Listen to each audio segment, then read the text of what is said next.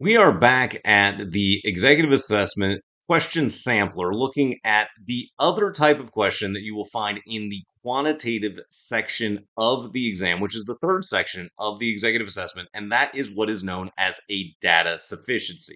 And the way that you'll be able to identify a data sufficiency is by the presence of these static answer choices. So let's first just summarize what those mean. And there's a nice little mnemonic that you could use of 1, 2, and then 10 to track what each answer choice means. So choice A means that condition 1 alone, but not 2 alone, is going to be sufficient, meaning that 1 answers the question definitively, but 2 doesn't. Then we've got B is going to mean that 2 alone, but not 1 alone answers the question definitively. Choice C means that together, but neither alone is going to be sufficient. Then choice D means that each condition alone is sufficient. And then choice E means that neither alone nor together is going to be sufficient to answer the question, which in this case is what is the value of X? And that's the way that a data sufficiency works. You are being asked to determine with the additional information whether or not the question can be answered with one solution, just one solution. So in this case, we're looking at a relatively technical data sufficiency. So we're going to set up our scratchpad as we do for any problem of this exam. And we're just going to start by writing what we know. And we know that there's an X, and we're being asked what X is equal to. So we're just going to box that off in that fashion so we know what we're being asked for. And hypothetically, we should have in mind the golden rule for algebra, which is this, that you need the same number of equations to solve for how many variables there are.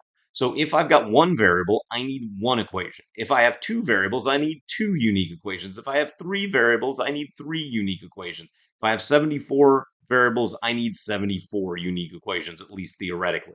So that's what we need. And I'm going to articulate that just with a little n that says we need one equation for x with no new variables. Now, another nice thing about the way it sets up with those data sufficiency choices is after we evaluate condition 1, we're always going to have a dichotomy of it's going to be A or D as our options, or B, C, or E. Because if the first condition works, only A or D remain viable as answer choices. And if condition 1 doesn't work on its own, then we know A and D are not viable options. So we're going to go and consider condition 1 on its own by itself first off. And I need to think about what that x to the negative 1 power means. And hopefully you know that x to the negative 1 just means 1 over x. So I really have, if I rewrite condition 1, 9 over x is equal to 3. And at this point, I've got one equation with no new variables for x. And I don't need to do anything more. I don't need to solve. I know this is sufficient.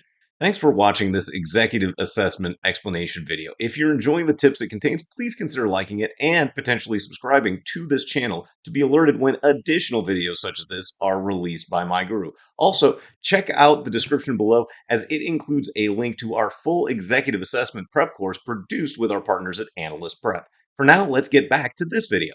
And so condition 1 alone is sufficient. Our only options that remain are either A, 1 alone but not 2, or each alone is sufficient.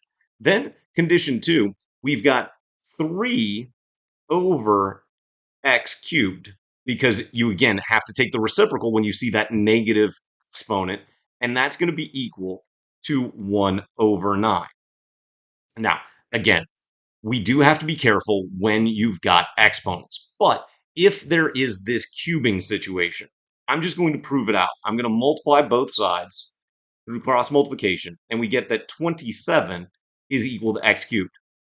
Well, now I should recognize that when I cube root, there's only one actual solution. It's not like the square root, where if I had the square root of 36, that could be positive or negative 6. Here, we once again have only one value for what x can be. If 27 is x cubed, x has to be 3.